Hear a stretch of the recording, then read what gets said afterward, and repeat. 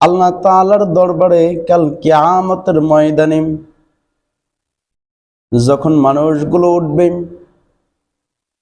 কেউ বা নিজের ঘাম এমন পরিমাণ ঝরবে যেই ঘামের কারণে সে ঘামের মধ্যে কেউ বা আঁটু তমাত, কেউ বা গলা তমাত, কেউ বা ঘামের মধ্যে নিজের ঘামে নিজে সাঁতরাইতে থাকবে। এমন পর্যায় হবে আল্লাহর আরশের ছায়া ছাড়া কোনো ছায়া থাকবে না। কিয়ামতের ময়দানে কোনো ছায়ার ব্যবস্থা নাই। আল্লাহ পাক রব্বুল আলামিন দুনিয়ার মধ্যে আল্লাহর কথা মেনে যেই 7 শ্রেণীর ব্যক্তি আল্লাহর দরবারে, যেই 7 শ্রেণীর ব্যক্তি আল্লাহ তাআলার দরবারে, যেই 7 শ্রেণীর ব্যক্তি উঠবে, আল্লাহ তাআলা ডেকে ডেকে তাদেরকে আল্লাহর আরশের নিচে ছায়া দান করবে। তার মধ্যে 1 নাম্বার ইনসাফ, ন্যায় পরওয়ান শাসক, যার ক্ষমতা আছে তবু সে ন্যায়ের উপর অটল থাকে। আজকের যুগে যুগে এদের অভাব, তাই এর ফজিলত বিশেষ বিশেষ ফজিলত। 2 যুবক। এখন আমি 1 নাম্বার পয়েন্টে আসেন যে বর্তমান তো ইনসাফ নাই। চেয়ারম্যান সাহেবকে ইনসাফ করার জন্য বলা হয়, একজনে ঘুষ দেয় যদি 1 লাখ, আরেকজনে 2 লাখ দেয়, 2 লাখের পক্ষে বলে। আর অথচ পয়গম্বরে আরাবিম নবী করিম সাল্লাল্লাহু আলাইহি সাল্লামের সাহাবায়ে কেরাম কোনো কিছুতেই সেই আদেশকে, সেই শাস্তিকে মানে কমতি করতেন না, শাস্তিই দিতেন। আর এখন তো শাসক হয়েছে এমন শাসক যারা ঘুষ খায়, ঘুষের মাধ্যমে বিচার করে। তো এর মধ্যে 1 নাম্বারের মধ্যেই সেই ব্যক্তিকে আল্লাহ তাআলা ছায়া দান করবে যে যত বিপদ বাধা আসছে না কেন, সেই বাধার মধ্যে সে অটল থেকেছে, ন্যায় পরওয়ান বাদশা, সে ন্যায়ভাবে ইনসাফ করে বিচার করেছে।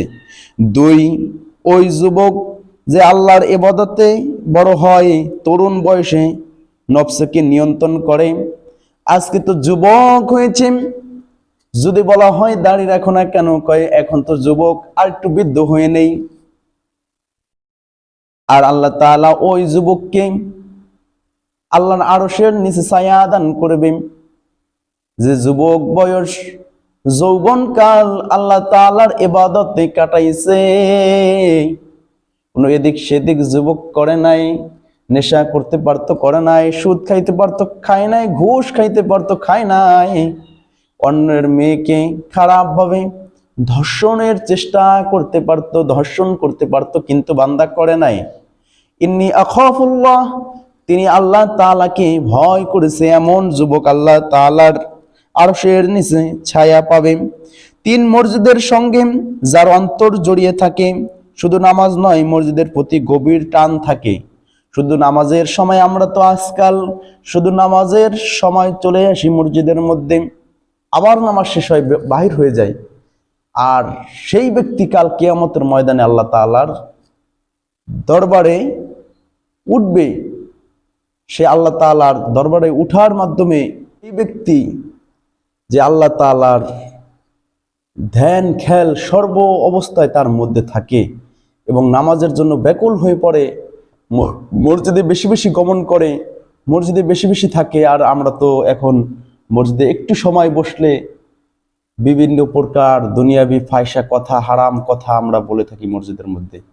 এটা কখনো করা যাবে না। 4 নাম্বার 2 মুসলিম ব্যক্তি যার কেবল আল্লাহর জন্য একে অপরকে ভালোবাসে। 2 জন মুসলমান, একজন আল্লাহর জন্য আরেকজনকে মহব্বত করে ভালোবাসে।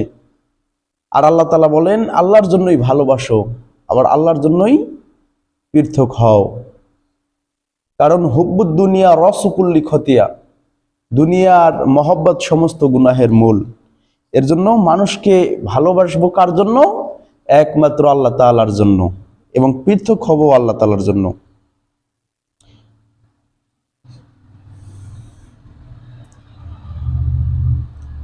5 নাম্বার, যে ব্যক্তি একান্তে আল্লাহর স্মরণ করে, অশ্রু ঝরায়, মানুষের সামনে নয় গোপনে কান্না করে। যারা আল্লাহর সামনে নয় গোপনে আল্লাহ তাআলাকে বলে, ওগো আল্লাহ তাআলা, দুনিয়ার মধ্যে চলতে ফিরতে সারা দিন তোমার ইবাদতে কাটানো কথা ছিল, কিন্তু ইবাদত না করে গুনাহ করেছি, অন্যায় করেছি, অবিচার করেছি, জুলুম করেছি।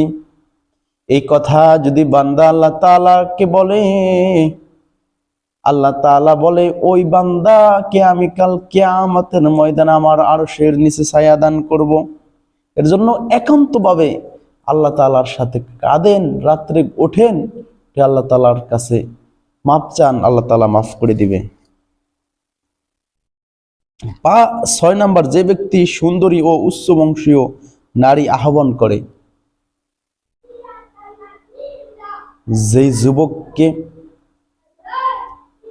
যুবককে মেয়েরা ডাকতে থাকে, সুন্দরী সুশ্রী উচ্চ বংশের মেয়ে ডাকে, আসো যুবক আমার জন্য আসো, তোমাকে আহ্বান করতেছি আসো, অর্থাৎ জেনা করার জন্য আহ্বান করতেছে, ডাকতেছে। কিন্তু যুবক বলছে ইন্নী আখাফুল্লাহ, আমার আল্লাহ তাকায় রয়েছে, আমি আল্লাহকে ভয় করি। তো সেই ব্যক্তি আল্লাহর আরশের নিচে 7 নম্বরে কাল কিয়ামতের ময়দানে আল্লাহর আরশের নিচে ছায়া পাবে সেই ব্যক্তি যে ডান হাতে সদকা করে বাম হাতে জানে না, অর্থাৎ গোপনে সদকা করে। তবে একটা মাসালা, সেটা হচ্ছে আপনি প্রকাশ্যে সদকা করতে পারেন, সেটা যদি আল্লাহকে রাজি খুশি করার জন্য হয়, তাহলে আল্লাহকে রাজি খুশি করার জন্য, মানুষকে উৎসাহিত করার জন্য যদি আপনি করেন, তাহলে সেটা করতে পারেন। আমরা জেনেছি 7 শ্রেণীর ব্যক্তি কাল কিয়ামতের ময়দানে আল্লাহর আরশের নিচে ছায়া পাবে। এদের মধ্যে আল্লাহ তাআলা আমাদেরকেও কবুল করে নেক, সকল বলুন আমিন। আসসালামু আলাইকুম ওয়া রাহমাতুল্লাহি ওয়া বারাকাতুহু।